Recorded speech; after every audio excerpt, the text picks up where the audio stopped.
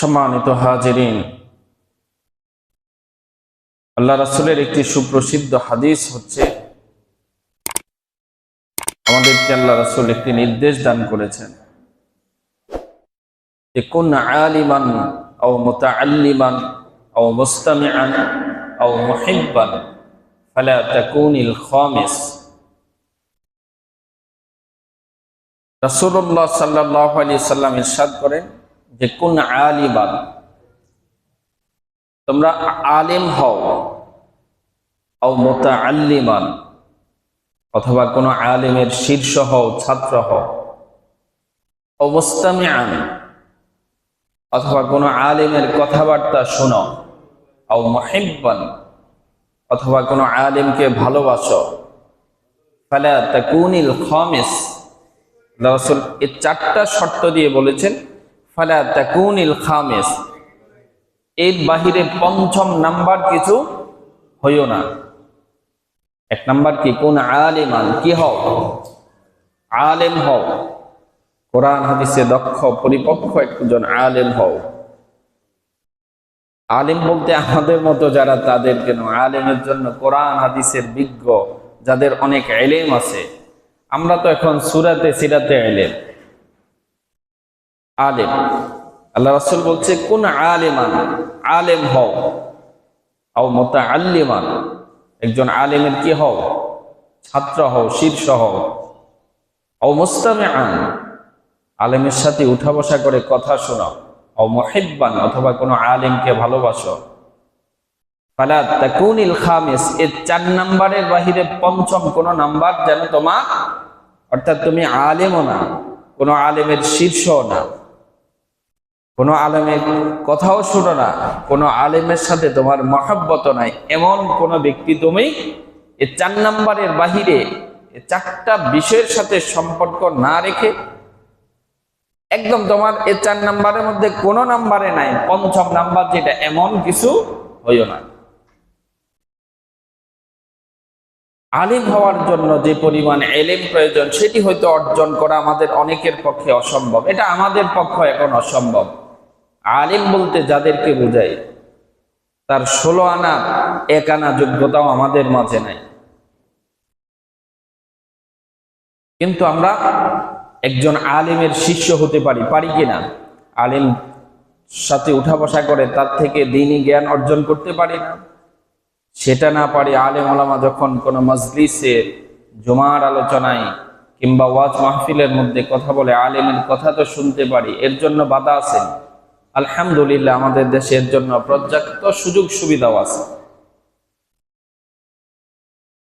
আও মুহিব্বান, অথবা কোন হক্কানি আলেমকে, আল্লাহওয়ালা, দিনদার, ফরেজকার, মুত্তাকি আলেমকে ভালোবাসো, তার সাথে উঠা বসার সম্পর্ক রাখো। এটা তো আরো সহজ।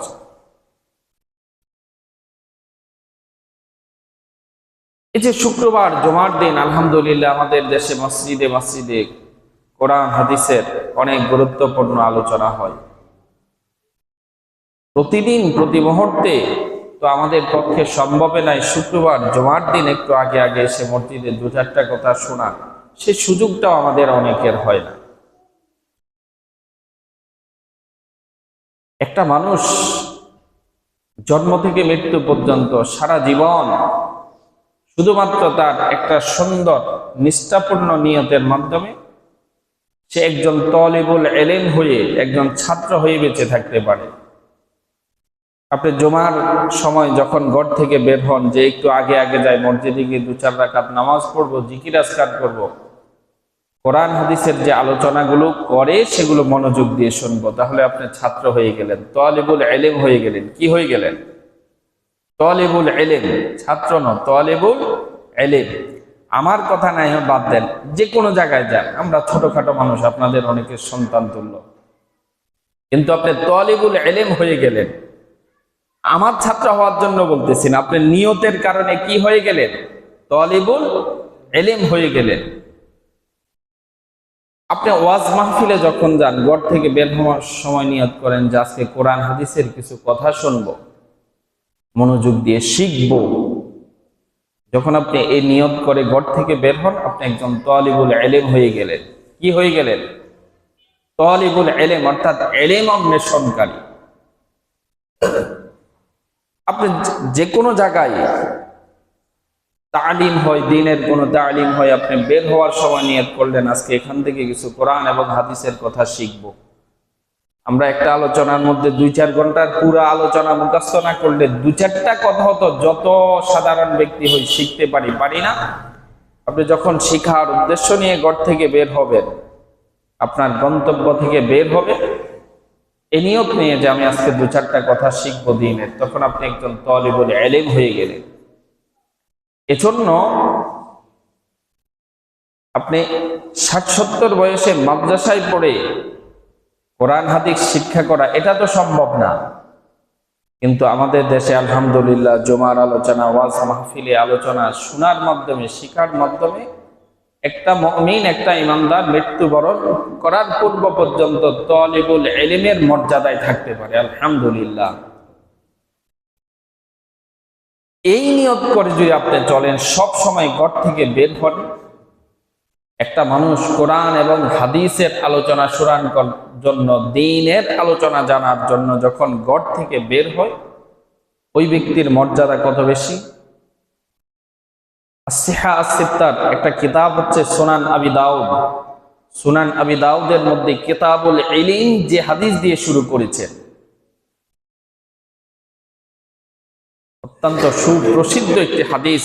হাদিসখানা হযরত আবু দারদা রাদিয়াল্লাহু তাআলা ইরশাদ করেন যে মানুষ যখন দ্বীনি জ্ঞান অর্জন করার জন্য ঘর থেকে বের হয়, আল্লাহ তাআলা তার কত সম্মান দান করেন। রাসূলুল্লাহ সাল্লাল্লাহু আলাইহি সাল্লাম ইরশাদ করেন, আল্লাহ রাসূল বলেন, মান সালাকা তরিকান ইয়াতলুবু ফীহি ইলমান সালাকাল্লাহু তরিকাম মিন তুরুকিল জান্নাহ। আল্লাহর কোন বান্দা যখন দ্বীনের কোন কথা শোনার জন্য, দ্বীনের কোন ইলম অন্বেষণ করার জন্য, কোরআন হাদিসের কথা শ্রবণ করার জন্য, জানার জন্য, বোঝার জন্য, শিখার জন্য তার ঘর থেকে বের হয়, পথ চলতে থাকে, সালাকাল্লাহু তরিকাম মিন তুরুকিল জান্নাহ,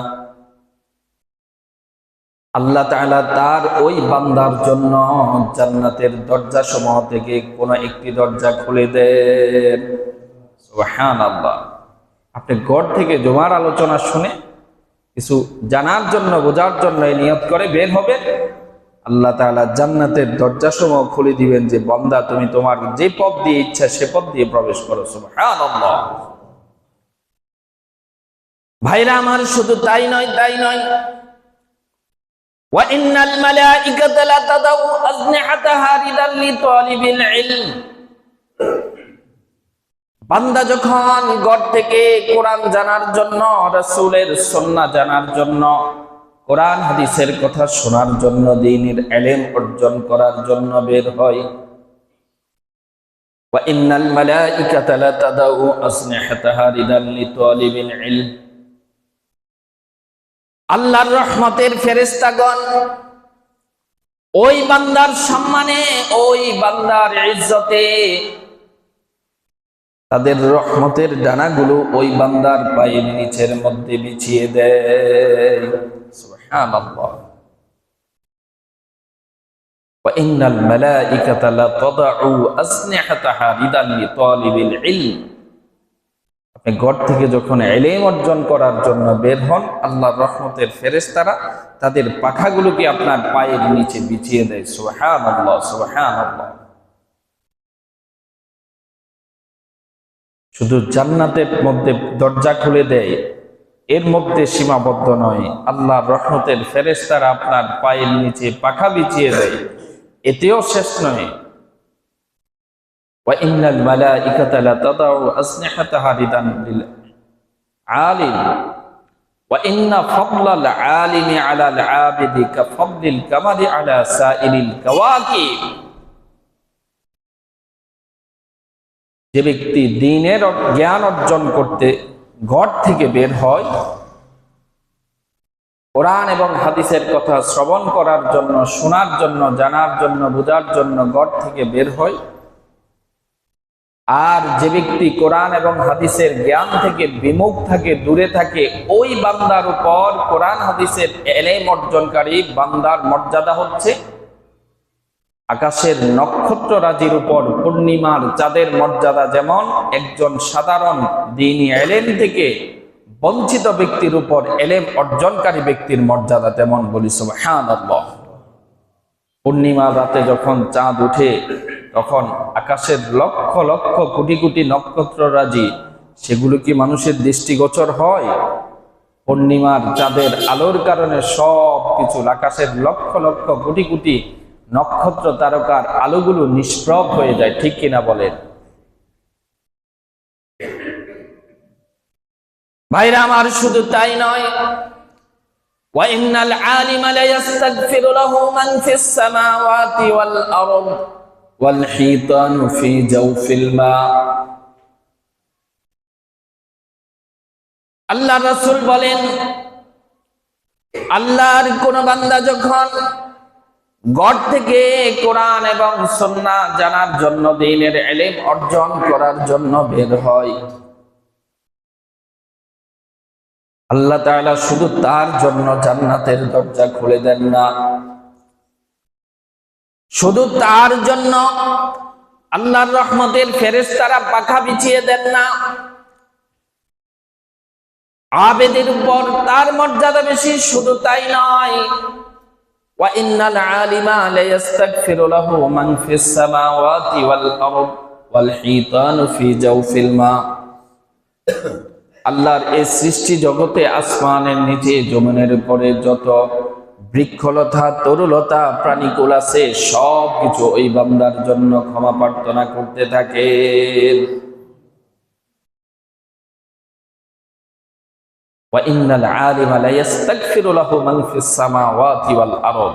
আসমান এবং জমিনের মধ্যে যা কিছু আছে সব কিছু, আপনি শুধু ঘর থেকে বের হওয়ার সময় এটুকু নিয়ত করেন, জুমায় একটু আগে যাব, আল্লাহর দুটা সাজদা বেশি করব, একটু জিকির আজকার করব, দু চারটা কোরআন এবং হাদিসের কথা শুনবো, এটুকু নিয়ত করার পরে কতগুলো মর্যাদা।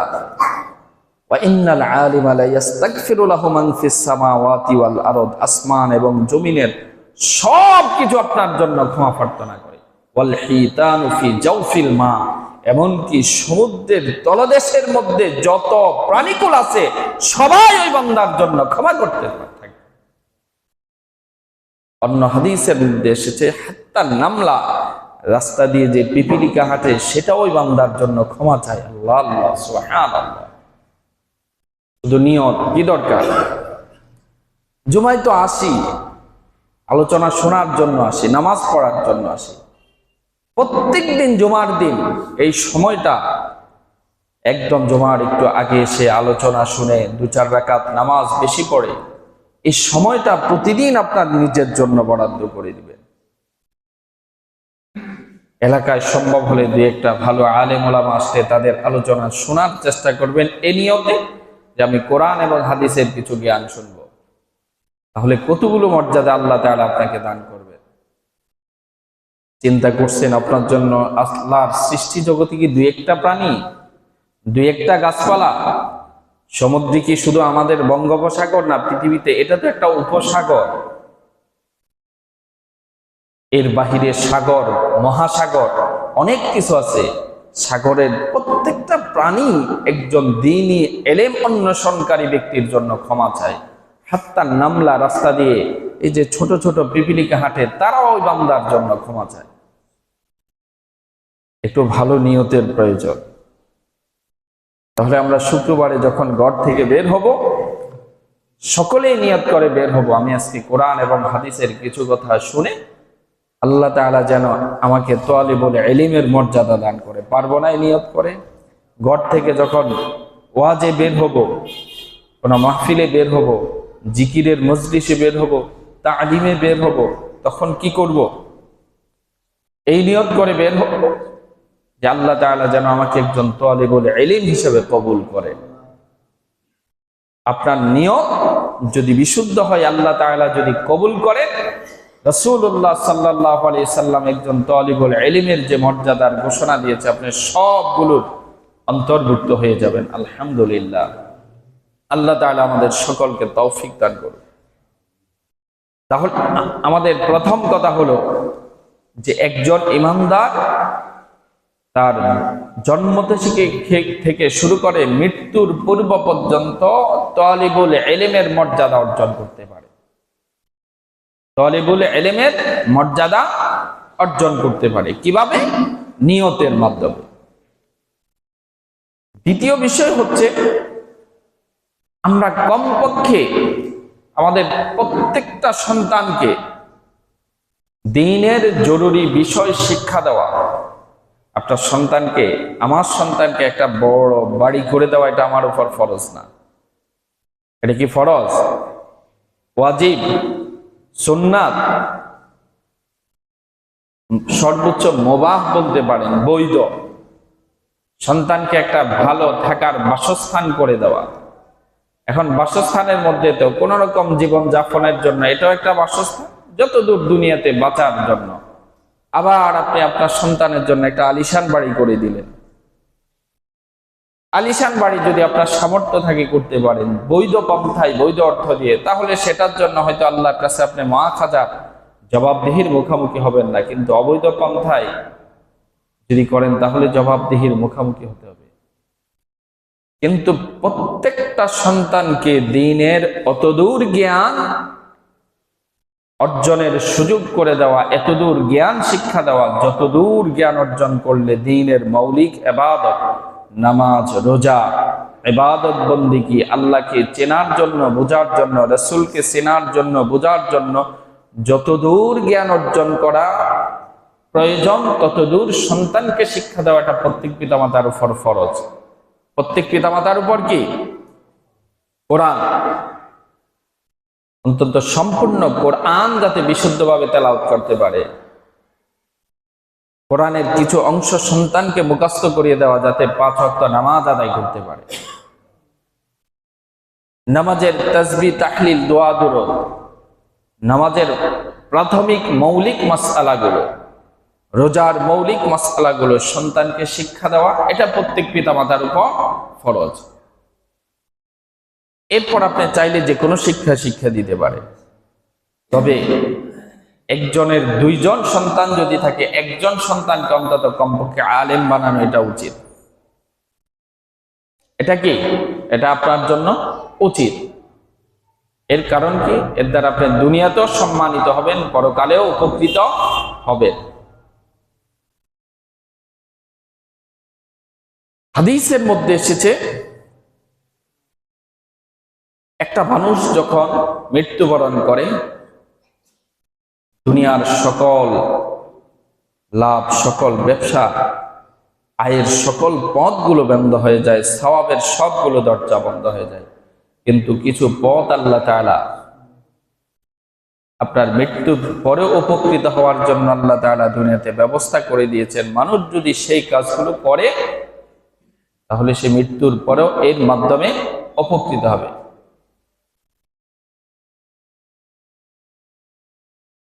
হাদিসের মধ্যে এসেছে, কোন মানুষ যদি দুনিয়াতে বেঁচে থাকা অবস্থায় কয়েকটি কাজ করে যায়, মৃত্যুর পরেও এই কাজের প্রতিদান, সওয়াব ওই বান্দার কবরে পৌঁছতে থাকবে। সুবহানাল্লাহ। 1 নাম্বার হচ্ছে ইলমান আল্লামাহু ওয়া নাশারা। আপনি একটা ভালো কথা, দ্বীনের কথা শুনলেন এবং সেটা মানুষের মাঝে প্রচার করে দিলেন। যেই হোক, এটার জন্য আলেম হইতে হবে বড় জরুরি না। আপনি একটা ভালো কোরআন সুন্নাহর একটা আমল জানেন, এটা অন্য ভাইকে শিখিয়ে দিলেন, পরিবারের লোকজনকে শিখিয়ে দিলেন। ইলমান আল্লামাহু ওয়া নাশারা, দ্বীনের কোনো জ্ঞান অর্জন করার পর সেটা যদি মানুষের মাঝে ছড়িয়ে দেয়, যত মানুষ যতদিন পর্যন্ত দুনিয়াতে আমল এ কথার কারণে উপকৃত হবে, তত মানুষ সওয়াব আপনার কবরে পৌঁছতে থাকবে, আপনার হাসরে আমল নামায় পৌঁছতে থাকবে। 1 নাম্বার হচ্ছে ইলমান আল্লামাহু ওয়া নাশারা। দ্বীনের কোনো কথা শোনার পর, জানার পর সেটা মানুষকে শিখিয়ে দেওয়া, মানুষের মাঝে প্রচার করা, এর সওয়াব মানুষের ইন্তেকালের পরেও তার আমলনামায় পৌঁছতে থাকে।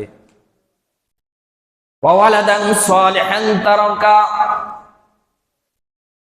দুনিয়ায় যদি কেউ নেককার আলেম সন্তান রেখে যায়,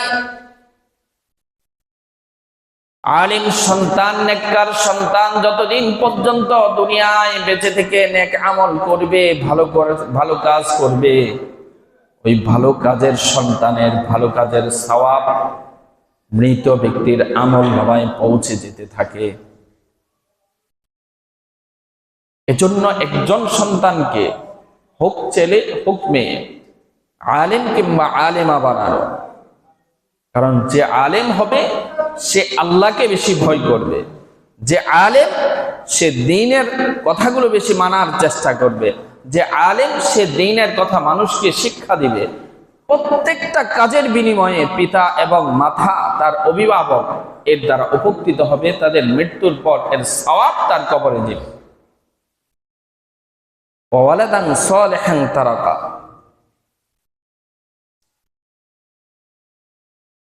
ওয়া মুসহাফান ওয়ারাসা, কেউ যদি দুনিয়াতে কোরআন এবং হাদিসের কিতাব তার উত্তরাধিকারীদের জন্য রেখে যায়, এটা পড়ে যত মানুষ উপকৃত হবে তার সওয়াব আপনার আমলনামায় যেতে থাকবে। এজন্য কখনো সুযোগ পেলে, মাদ্রাসার অনেক গরিব অসহায় ছাত্র আছে, কিতাব কিনতে পারে না, পড়ালেখা করতে পারে না, তাদেরকে কিতাব হাদিয়া করে দিবেন। কারণ ওয়া মুসহাফান ওয়ারাসা, দুনিয়াতে কোরআন এবং হাদিসের কিতাব এগুলো যদি রেখে যায়, কোনো মানুষকে দিয়ে যায়, কোনো প্রতিষ্ঠানে আপনি দিলেন, এর দ্বারা যত মানুষ উপকৃত হবে, যতদিন পড়বে এর থেকে যত মানুষ উপকৃত হবে, তাদের থেকে যত মানুষ উপকৃত হবে, তত মানুষের সব আপনার আমলনামায় পৌঁছে যাবে। আপনি একটা তলিবুল ইলমকে কিছু কিতাব কিনে দিলেন, সে এগুলো পড়ে জ্ঞান অর্জন করবে, এরপর মানুষের মাঝে শিক্ষা দিবে, ওয়াজ নসিহত করবে, তার দ্বারা যত মানুষ উপকৃত হয়, তাদের দ্বারা যত মানুষ উপকৃত হয়। একজন ভালো আলেম যদি হয়, তার দ্বারা কি 2-1 হাজার না লক্ষ লক্ষ কোটি কোটি মানুষ দ্বীনের কথা শুনে।